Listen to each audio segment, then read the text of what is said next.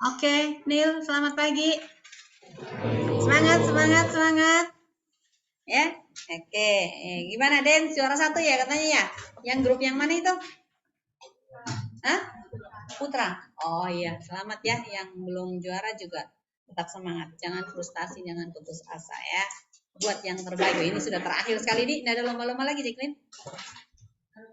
Masih ada? Apa itu? Oke, sip, sip, sip lah. Oke, semangat. Tapi jangan lupa juga semangat belajar fisikanya. Oke ya, kita kembali lagi ke kita punya channel di Lili Smart Open Teja ya. Kita akan masuk di bab berikutnya ya, di bab 4, di induksi elektromagnet. Nah, sebelum masuk ke induksi elektromagnet, minggu depan nanti kita akan ulangan formatif 2 bab 2 ya. Ulangan formatif 2 bab 2 itu tentang kuat medan listrik. Jadi mirip-mirip dengan yang hukum Coulomb. Yang cari E. Apa itu rumusnya E? Ada yang ingat enggak? E itu rumusnya apa? Apa nak? E sama dengan apa? Masa lupa? Sama dengan K Q per R kuadrat. Ya, ini aja. 1 poin saja. Jadi, misalnya ini ada muatan positif, kemudian di sini adalah muatan negatif, di sini ada titik P, lalu ini ada titik R, lalu ini ada titik T gitu ya. Nah, kalau positif, masuk atau keluar? E-nya. Sebutlah ini adalah Q1, yang ini adalah Q2 gitu. Ibu stop share dulu yang ini ya. Untuk mengingatkan kembali ya, untuk ulangannya minggu depan tuh. Nah, pakai ini Mas. Jadi di sini ada muatan positif, Ini ada muatan, ini ada muatan 2 muatan aja dulu nggak apa-apa. Ini misalnya positif, lalu ini negatif, kemudian di sini ada titik P, ini titik T, kemudian ini titik S gitulah ya. Nah, kalau positif itu kuat medan keluar dari muatan atau masuk menuju muatan?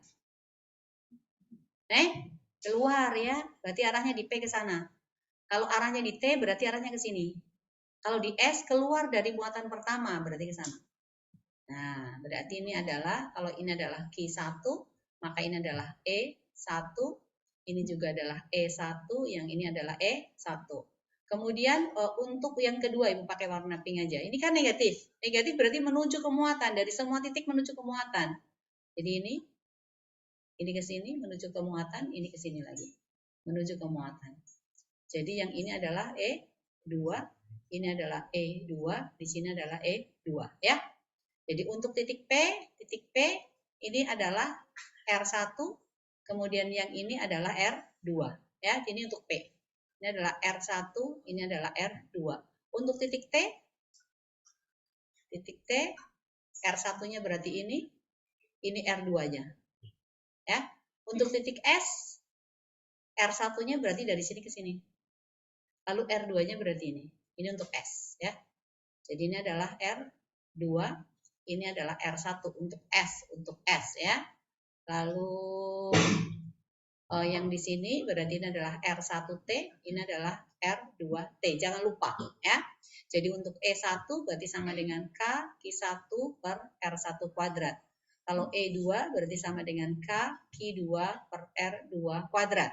Nah, yang memungkinkan sama dengan 0 di mana nih? Yang bisa sama dengan 0? Di titik P atau di titik S. Kenapa? Berlawanan arah. Jadi mungkin sama dengan 0, nggak apa-apa. Tapi kalau misalnya tidak dicari, artinya sudah ditentukan jaraknya semua, maka untuk E1 karena ada ke kanan ke kiri, yang kanan positif, kiri negatif, berarti E1-nya sama dengan E2 dikurangi dengan E1, EP, jangan E1 ya. Oke ya. Kemudian untuk yang di T, E di titik T, berarti sama dengan apa? E 1 ditambah dengan E2. Lalu E di titik S berarti kanan kurang kiri. E1 kurang E2. Udahlah kita kasih angka. Misalnya Q1 sama dengan 5 mikrokolom. Q2-nya misalnya minus 3 mikrokolom gitu ya. Jaraknya di sini 5 cm. Ini juga 5 cm. 5 cm, 5 cm. Cari semua. E di P berapa, kemudian E di T sama dengan berapa, E di S sama dengan berapa. Untuk latihan ya. Sekarang misalnya lagi nih, misalnya lagi di sini nih ya. Lalu ini juga ada muatan, lalu ini ada muatan, lalu ini ada muatan, lalu ini juga ada muatan. Nah, yang dicari itu adalah E di pusat diagonal. Ini. E di sini adalah Q1, Q2, Q3, Q4. Anggaplah di sini 8 cm, ini 6 cm gitu ya. Titiknya di sini adalah titik P. Q1 misalnya 5 mikrokolom.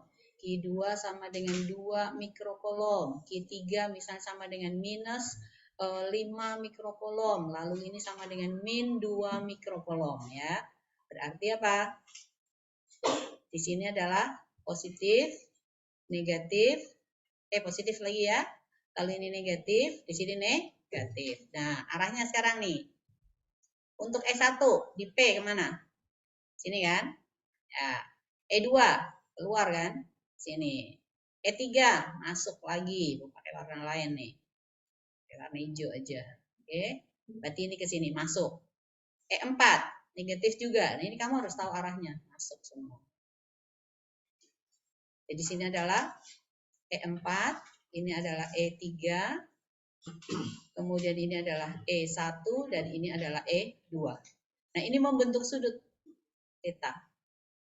Kamu anggap saja yang ini sumbu X, ini sumbu Y, nggak apa-apa ya. Jadi nanti EX berarti sama dengan E2 ditambah dengan E4. EY berarti sama dengan E1 ditambah dengan E2. Nah, yang di sini adalah theta. Ya, ini theta. Atau kalian mau uraikan juga boleh. Enggak juga nggak ada masalah. Ini kan kamu bisa tahu sudutnya di sini berapa, sudutnya di sini berapa, ya. Sudut di sini dengan sudut di sini. Nilainya theta sama dengan berapa nih?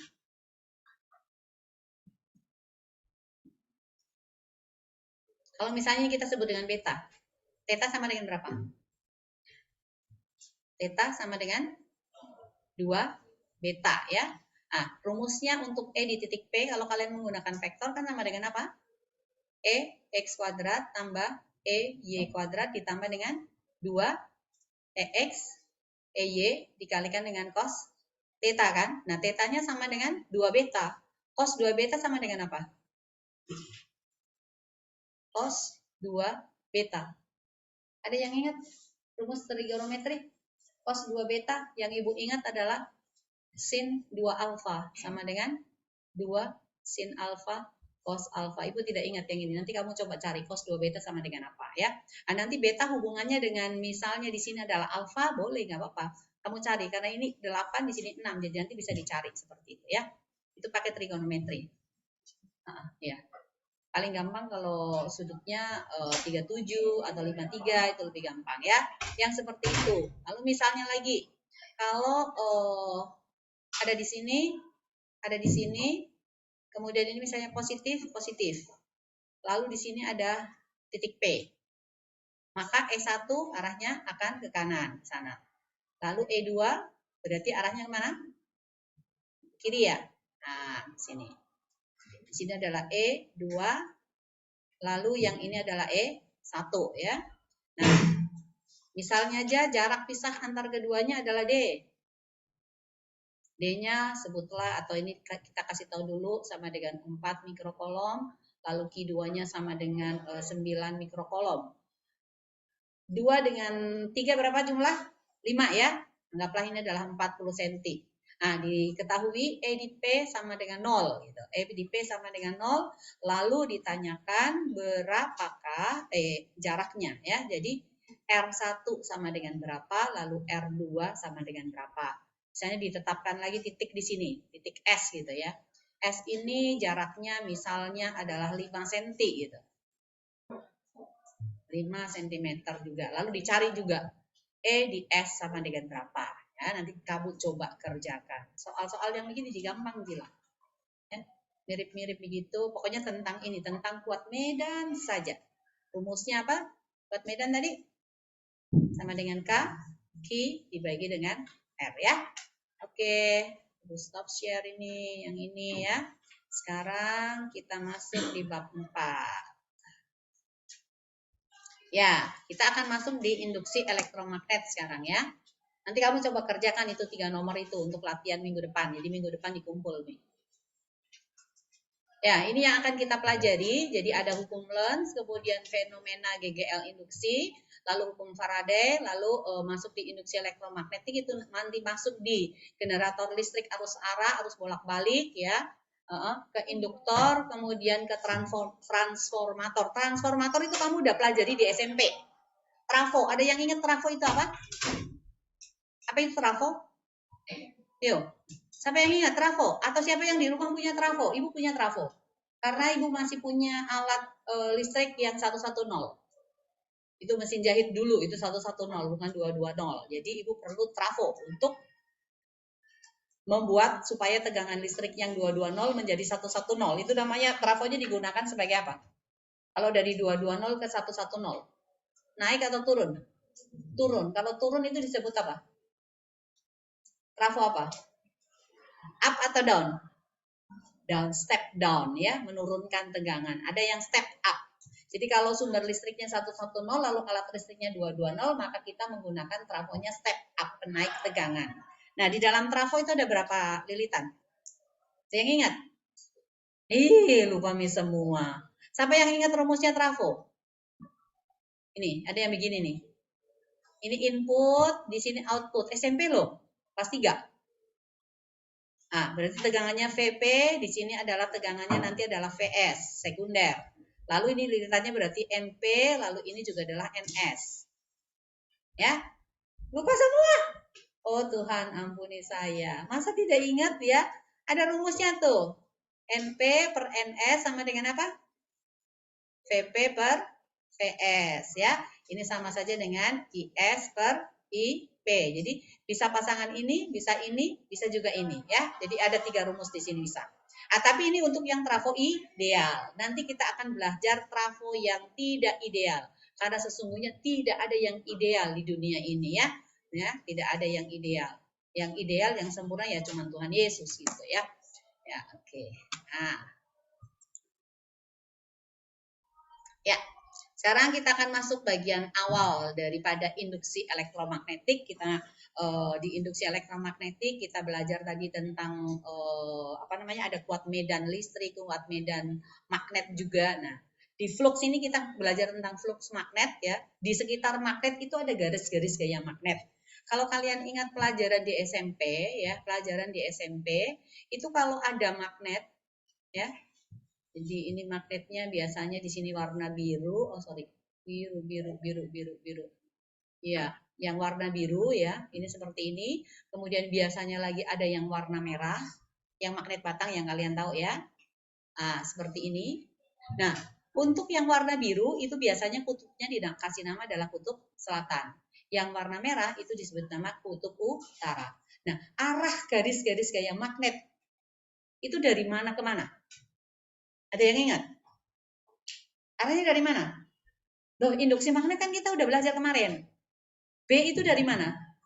Dari utara menuju ke selatan. Ya, dari utara menuju ke selatan berarti ini arahnya ke sini. Set. Ya. Nah, jadi kalau di utara ini semuanya keluar. Ya, keluar dari kutub utara. Ya. Dari utara menuju ke selatan. Kalau di selatan ini semuanya masuk. Ya. Nah, sekarang. Kita punya bumi ini punya magnet nggak? Punya ya. Nah, kutub utara selatan magnet atau kita pakai kompas, itu kan biasa menunjuk ke arah utara. Nah, antara kutub utara dengan kutub selatan atau kutub yang tidak senama atau yang berbeda itu terjadi interaksi apa? Tarik-menarik atau tolak-menolak? Tarik-menarik. Oh ya, terus kalau senama tolak-menolak. So, kenapa kutub utara magnet jarum itu menunjuk arah utara bumi? Harusnya kan terjadi tarik-menarik kan? Tetapi kenapa utara menuju ke utara? Kira-kira kenapa? Ayo. Kenapa coba? Logikanya gimana? Kan yang tidak senama yang tarik-menarik. Kalau kutub utara magnet jarum menunjuk arah utara bumi, berarti di utara bumi ada magnet apa? Ada magnet apa? Hah? Positif. Orang kutub magnet itu hanya ada utara selatan, bukan positif negatif. Ada apa? Ada selatan magnet bumi. Jadi di kutub utara bumi itu terdapat kutub selatan magnet bumi. Makanya arah utara dari magnet jarum atau pada kompas itu menunjukkan ke arah utara bumi. Gitu. Supaya tidak salah menunjukkan arah gitu. Oh, di sana di kutub utara. Berarti kalau harus berbelok misalnya 20 derajat terhadap kutub utara, maka kemudiannya harus dibelokkan ya untuk navigasi di kapal atau navigasi di pesawat itu menggunakan magnet jarum itu ya. Nah, sebaliknya di kutub selatan magnet bumi itu di kutub selatan bumi itu terdapat kutub utara magnet bumi. Makanya arah utara selatan daripada magnet jarum itu selalu menunjukkan arah utara selatan dari kutub bumi, bukan magnetnya ya. Oke. Nah, garis-garis gaya di sekitar magnet yang menembus suatu bidang itu namanya flux magnet ya, flux magnet.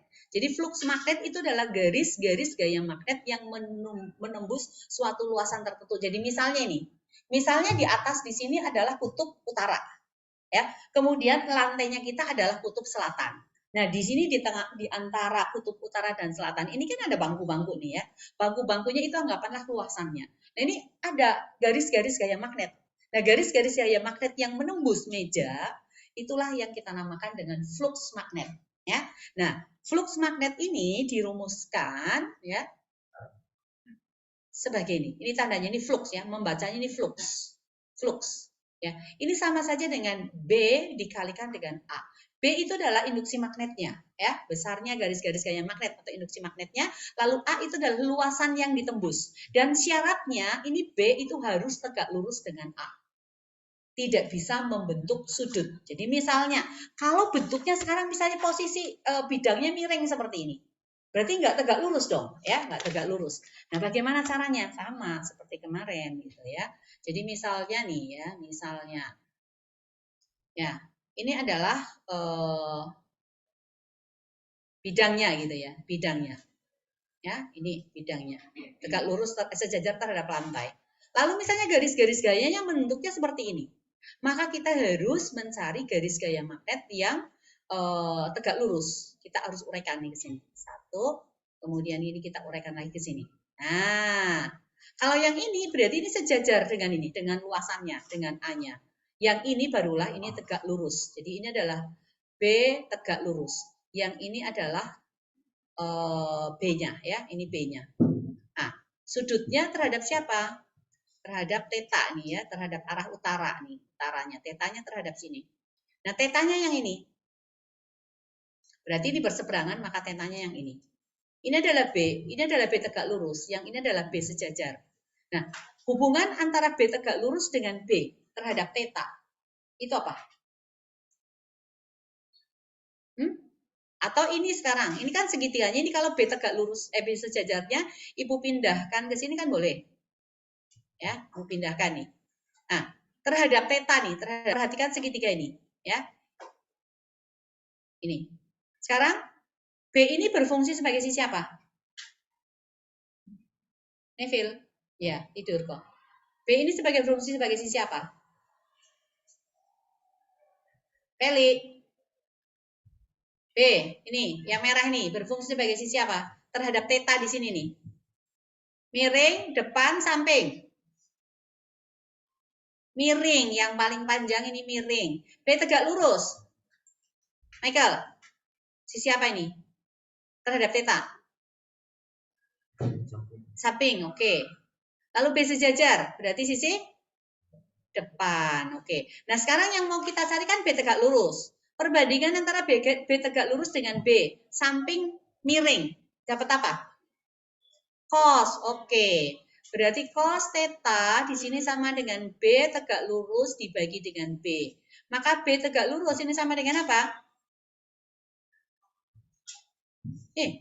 B dikalikan cos theta. Nah, ini kan syaratnya harus tegak lurus. Maka fluksnya jika antara B dengan A-nya itu membentuk sudut terhadap arah tegak lurusnya, maka fluksnya kita menjadi BA dikalikan dengan cos theta. Seperti itu, ya. BA dikalikan cos theta.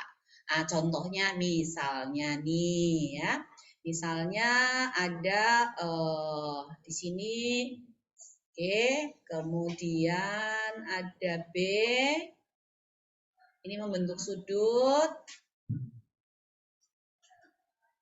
misalnya 37 derajat gitu ya. B-nya sama dengan misalnya 80 Tesla. Dengan luasannya ini kita belum tahu, misalnya anggaplah 20 cm kali 20 cm ini luasannya. Lalu kita minta mencari fluksnya. Apa yang harus kita cari pertama? Cari apa? Luas. Oke. Luas kalau bentuknya persegi itu berarti apa? Sisi pangkat 2. Berarti 20, 10 pangkat min 2 meter dipangkatkan 2. Sama dengan berapa? Nah, 400, 10 pangkat min 4 meter pangkat 2. Lalu si tetanya itu sama dengan 37 derajat. Ingat, cos 37 sama dengan berapa? 0,8. Lalu untuk mencari flux tadi rumusnya apa? B dikalikan A dikalikan dengan cos theta karena dia membentuk sudut. B-nya berapa Tesla? 80 Tesla dikalikan A-nya berapa? 400 10 pangkat min 4 meter pangkat 2 kali cos theta-nya berapa? 0,8 atau 8 kali 10 pangkat min 1, nggak ada masalah ya. 8 kali 8 64. 64 dikalikan 4 2 5 6 tambah 02 ya kali 10 pangkat min 4 ya. Ini Tesla meter persegi ya. Berarti di sini sama dengan apa? Berapa ini? 2,56 Tesla meter pangkat 2. Tesla itu apa? Weber per meter persegi ya. Ya, oke. Ya, jadi ini. Ya, jadi ini besarnya flux. Dia banyak garis-garis gaya ya. Oke, bisa ya? Bisa. Gampang. Oke, sekarang kita masuk ke bagian berikutnya. Ya, setelah flux magnet. Ya, nah ini Ørsted melakukan percobaan kalau ada kawat, lalu kawat ini dialiri listrik, ya, dihubungkan dengan beda potensial tertentu, maka di sini akan mengalir arus. Arus itu dari positif ke negatif, ini I. Jadi kalau ada magnet-magnet yang ada di sekitar kawat berarus, itu akan dipengaruhi oleh kawat berarus listrik ini. Ya, jadi arahnya tidak menunjukkan arah utara selatan lagi, tetapi akan terpengaruh oleh kawat berarus ini. Nah, sebaliknya, jika ada kawat lilitan, kemudian digerakkan magnet, masuk ke dalam kumparan dan keluar dalam kumparan, pada saat digerakkan masuk itu terjadi perubahan garis-garis gaya magnet. Nah, perubahan garis-garis gaya magnet itu menimbulkan ada gaya gerak listrik di dalam kumparan. Ya, dengan menggunakan galvanometer kita akan mengetahui jika ada arus yang mengalir di dalam kumparan maka galvanometernya akan bergerak. Nah, nanti kita bisa coba alatnya ada di atas, galvanometer juga ada di atas ya. Kalau pada saat utaranya masuk, maka jarum galvanometernya akan menyimpang ke kanan. Tetapi setelah magnetnya diam di dalam kumparan, jarum galvanometer itu akan kembali lagi ke posisi semula. Pada saat magnetnya ditarik lagi, selatannya keluar, maka ini jarum galvanometernya akan bergerak lagi ke arah yang sebaliknya. Jadi waktu utara masuk ke dalam kumparan, galvanometer ke kanan, waktu selatannya yang melintasi kumparan, maka jarum galvanometer akan ke kiri. Nah, kalau ada timbul gaya gerak listrik, berarti di dalam kumparan ini pada saat magnet itu bergerak, timbul arus listrik ya, jangan begini-begini. Dina bobonya pakai fisika ya. Ya nanti kalau kamu nggak bisa tidur telepon ibu ya, ibu jelasin fisika supaya kamu bobo. ya. Ya. Nah, jadi seperti itu ya. Nah, makin cepat dimasukkan atau dikeluarkan atau magnet itu bergerak di dalam kumparan, maka akan makin besar arus yang ditimbulkan atau GGL yang ditimbulkan. Nah, GGL yang ditimbulkan pada kumparan akibat perubahan garis-garis gaya magnet ini itu dinamakan dengan GGL induksi. Disebabkan karena perubahan garis-garis gaya magnet. Jadi GGL-nya namanya GGL induksi. Arusnya juga namanya arus induksi, ya. Jadi GGL induksi dilambangkan dengan ini, epsilon, ya, lambangnya epsilon. Oke. Nah, nanti bagaimana cara menentukan arahnya? Kita akan menggunakan kaidah tangan kanan. Tapi sebentar. Nah, rumus daripada GGL induksi ini, ya. Ini ke rumusnya langsung. Rumus GGL induksi adalah ini. Jadi kita ingat rumusnya Pak Vicky ya, Pak Vicky. W itu sama dengan apa? V dikalikan dengan Q, berarti Q itu V berarti sama dengan apa? Dari sini V sama dengan apa? W dibagi dengan Q. Ingat W itu kan sama dengan F kali S kan? Newton. Ini kan sama dengan W kan? Ya, usaha. Nah, F-nya itu adalah gaya Lorentz. Gaya Lorentz-nya adalah ILB. S-nya itu berarti adalah S itu sama dengan apa? Ingat GLB, S itu sama dengan V dikalikan dengan T kan? Nah, kalau pakai delta berarti delta S ini akan sama dengan V dikalikan dengan delta T. Jadi kita kasih masuk semua di sini. Ya, akhirnya kita mendapatkan ini. Kenapa bisa sama dengan ini? W tadi ini kan sama dengan VQ ya, V kali Q ya. Nih, W sama dengan V dikalikan Q dibagi Q. V kali Q dibagi Q. Sama dengan apa? Sama dengan apa ini? Sama dengan V saja kan ya? Oke. Ya, nanti dikasih masuk lagi ke sini ya. Dikasih masuk lagi. Dari rumus ini. W-nya langsung ke F kali S nih ya. Boleh pakai ini ya. Jadi ini F dikalikan dengan S ya. Dibagi dengan apa? Dengan Q gitu ya. Nah, terus ini. S-nya tadi sama dengan apa? V kali delta T. Maka F dikalikan dengan V dikalikan dengan delta T ya.